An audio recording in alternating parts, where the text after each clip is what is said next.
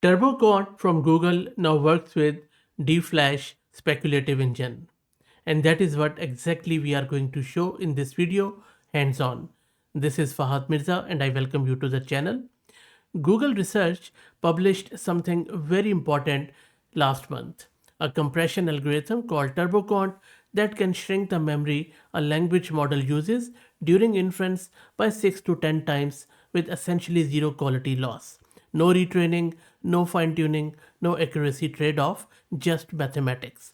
Specifically, a two-stage approach, which we also covered in great detail hands on in these videos with many tools out there. Now, this new tool by Google works on two-stage approach using polar coordinate transformation and a single bit error correction, a trick called as QJL. I'm not going to go into that detail in this video because already covered in this video. Now, we are going to integrate it with Luce DFlash. Luce team has been building something that the local AI community has been paying close attention to, DFlash, a handwritten C++ and CUDA inference engine for various models that uses speculative decoding to run at 2 times autoregressive speed on a single consumer GPU. Again, we have covered this DFlash with various variants and concepts and angles in heaps of videos in the last 2 to 3 days. No VLLM needed, no llama.cpp runtime, just raw kernel code talking directly to the GPU. Now this is where it gets interesting. The Luce team did not just build a fast inference engine, they also built their own native C++ implementation of this TurboQuant directly inside DFlash. They call it TQ3_0, which means 3.5 bits per value, 9.7 times smaller than full precision FP16 KV cache. In simple words, what that means in practice is that a context window of 128,000 tokens fits on a single 24 GPU. Without it, you are stuck at around 16 to 30,000 tokens on the same hardware.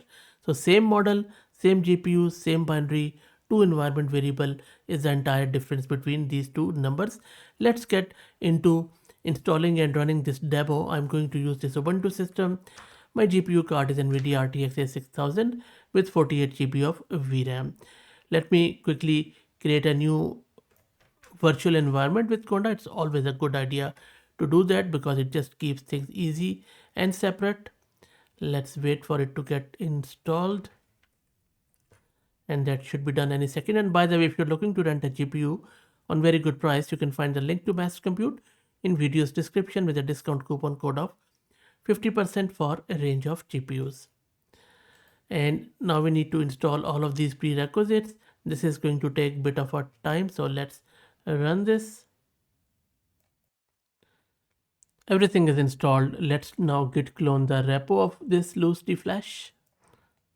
That part is done. Now let's build this from the root of the repo. That part is done. Now let me quickly download both of these models.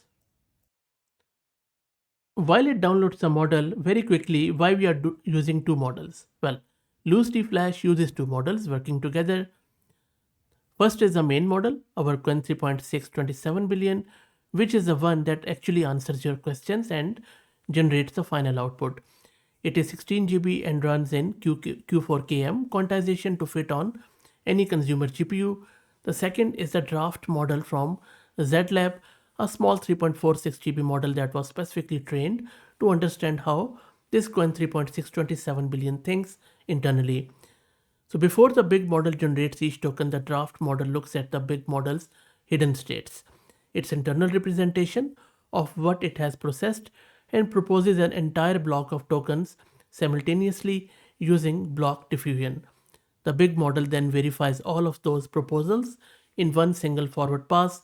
If they are correct, they all get accepted and you get multiple tokens for the price of one verification step. That is the speculative decoding speedup.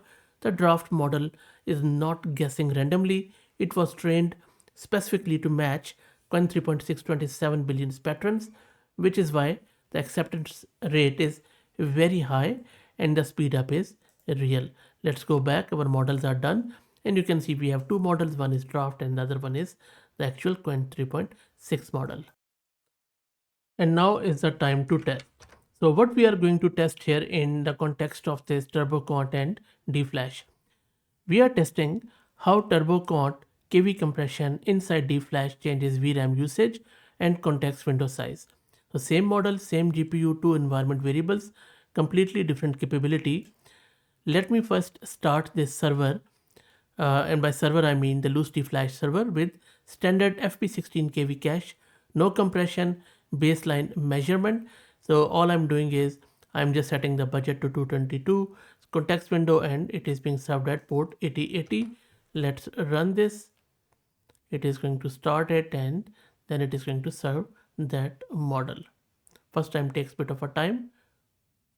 Let's wait for it. And that server is started without any quantization, without any turbo quant, as you can see here.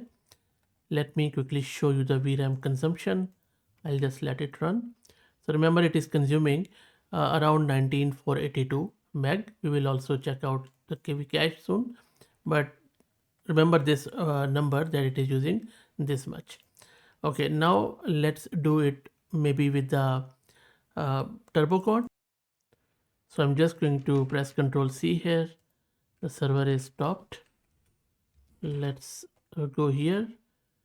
So I'm just going to run this, and I'm just going to double check my VRAM. VRAM is back. Let's run this, and let's see how much this one takes with the compression of TurboQuant. And you can see that we are using this parameter here for the TurboQuant, which I mentioned earlier. And now it is running with TurboQuant. As you can see, let me show you the VRAM consumption. And there you go with the TurboQuant. The usage of KV cache and the model is quite low, as you can see here, which makes sense as per the claims which they have made in their repo, because the KV cache saving at 16K context is around, I would say, 400 to 600 MB, which is quite good. And the point here is that as the context increases, these savings would be more meaningful, and that is the whole point here. And just to quickly elaborate it a bit further, at short context like we have done here, the 16K, the KV cache itself is so tiny that even this 9.7 times compression saves only a few hundred megabytes, which is not that huge in the grand scheme of things. But as the context grows, the KV cache grows linearly. At 131K tokens, for example, it is 8 times larger, and without TurboQuant, it would need maybe more than 50 gig just for the cache alone. And of course, on my GPU, it will give me an out of memory error. But with this TurboQuant TQ3_0, that same context fits in under just 2 GB of KV cache, and that allocation making the impossible on the consumer hardware. Maybe I can run that command for you quickly just to show you that larger context. So I am going to start that server again and look at this command. This is where again I'm using this TurboQuant, and on both the key and value cache, and pushing the context to 131K token. That is 128,000 token on a single GPU. Without TQ30, this is going to fail, but of course I don't have that much GPU, as you just saw. But with it compressed KV cache, it should comfortably fit, and we will also check our VRAM consumption in real time too. So I'll just make it here. I'll just move here. So keep an eye on this VRAM consumption. Takes a bit of a time, but we can't have everything. So this is the whole point of this. So it is starting the server. You can see that at 15, 18, 21. That's it. So it is consuming just touch over 21 gig for this huge context window. How good is that? So that's it. Let me know what do you think about this. Please follow me on X if you're looking for AI updates. And if you want to help out the channel, please become a member. Thank you for all the support.